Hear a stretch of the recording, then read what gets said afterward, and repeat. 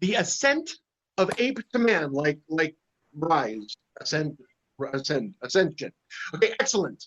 All right, so that is our topic, and I am going to throw it to our host. Take it away. And welcome to Tim Thompson Thinks. I'm your host, Tim Thompson. And tonight we have a fascinating topic for you. The ascent from ape to man. Yes, there are a variety of ideas on how apes ascended to man. Did they literally ascend to man? Did they climb a tree and become man? Did they climb a tree and look down on man? How did apes ascend to man? Well, let's introduce it. We have several guests here with varying ideas on the topic, and we're going to meet them and have a debate. So let's meet our first guest tonight. Please introduce yourself, guest number one. I am Monkey Man, and I am the only link between man and the monkey. You see, I am neither man nor monkey, but the link between the two.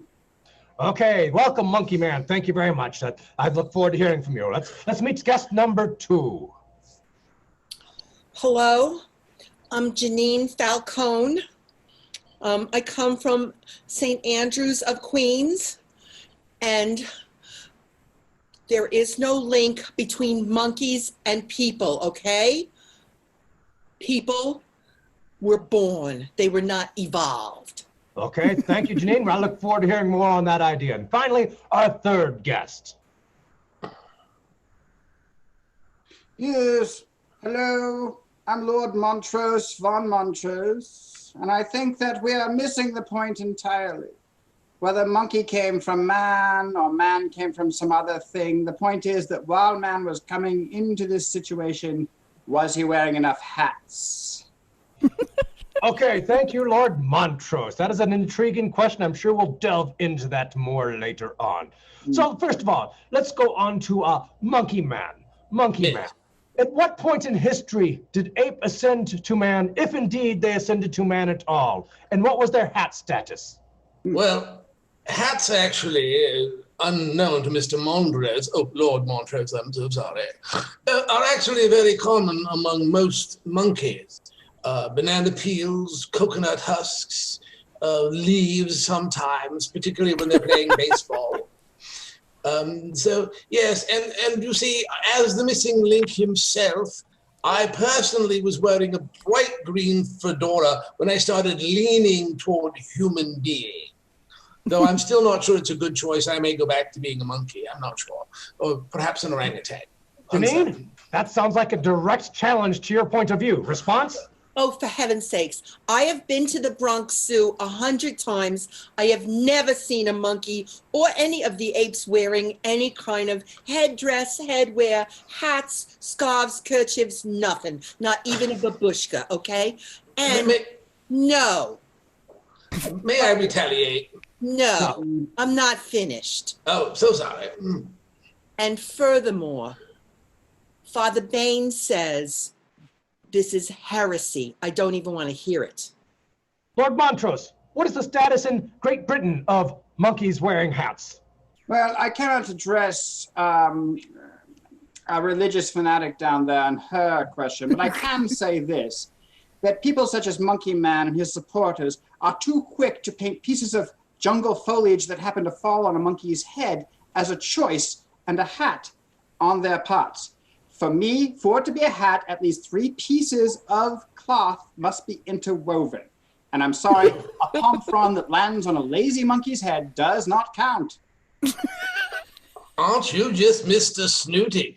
3 pieces of cloth, not one. And as for the monkeys in the Bronx Zoo, they are a religious sect that does not wear hats, just so you know. Janine, do you find Lord Montrose snooty? I actually find him kind of attractive. So when they're attractive, I don't really mind if they're snooty. Lord Montrose, what do you think of Janine?